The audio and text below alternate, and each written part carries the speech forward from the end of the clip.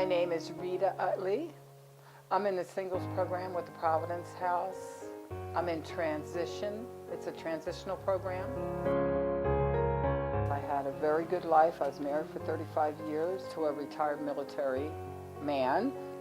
Had a job, had brand new cars, 4-bedroom house, 3-bath in Florida. I had the American dream. He passed away, so I took his ashes to Texas to his children from a previous marriage. And on the way back from there, I got sick on the side of the road, and I ended up in Shumpert Hospital for 6 days. And in that time period, I found out that I lost my home, I lost my checking, my savings account from the VA. So therefore, I had nowhere to go. So I ended up living in my van in a parking garage. I lived in my van from January 10th until June 11th. No, I'm sorry, June 3rd, when I moved into the Salvation Army. Okay. Now, how I did this was so people wouldn't see that I was living in here. That side of the van was against a wall where the stairs were in the parking garage. And then here, I hung my clothes back here like I was a traveler, so they couldn't see in this way. And then I slept back here, and I had everything fixed up. I put a trash can facing with the open side out here so I could put my toothbrush, my mouthwash, and stuff like that. And I used to get the little samples from the hotel. People used to leave it, and I used to get it. And I put that in there, and then I put towels and pillows over there. I had one big body towel that was my blanket. That's all I had as a blanket. And you have to realize I had summer clothes because I was from Florida. I didn't have winter clothes.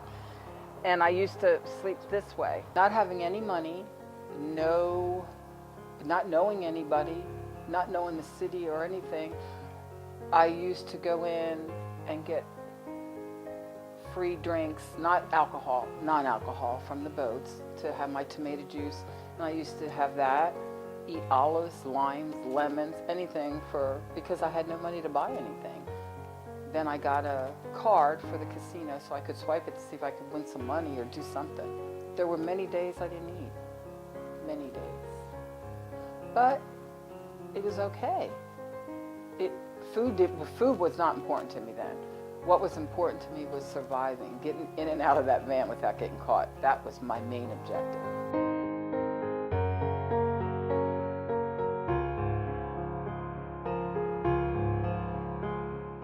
If I wouldn't have opened myself up to let somebody know that I was homeless and not be embarrassed, and I had no embarrassment.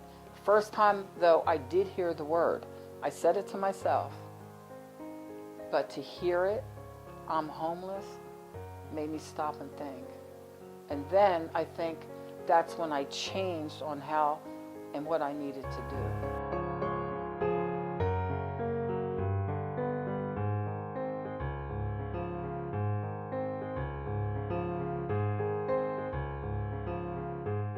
When I first came to the Providence House, I was very vulnerable. I mean, I was like, oh, I thought, I was so open, and I wanted to be open because what I went through, to have people around me, to know I had a roof over my head. And then when I found out about work to learn, that I could acquire my GED and get paid to do this, and to be subsidized by the Providence House, have a roof over my head, food in my belly, availability, and everything was for me. What can we do to make you comfortable? It was overwhelming. I never knew anything like this existed. I became very comfortable and complacent with my previous life. I didn't feel I needed a GED. I had the American dream. My husband every day asked me to get my GED. Go back to school, go back to school. And I said no. And on his deathbed, 2 days before he passed away, he asked me to promise to get my GED. And I just said, I cannot promise that, because I knew I wouldn't do it. If it wasn't for the Providence House or becoming homeless to get to the Providence House, I would have never acquired my GED. I know that. I can say that for a fact. I never would have acquired my GED. When I found out I got my GED, I had out-of-body experience. I just looked up, my parents were hooping and hollering, and I'm sure my husband was celebrating his behind off. But anyway, it was amazing, and I passed on my first try, and I averaged 512 on each test. I'm still amazed.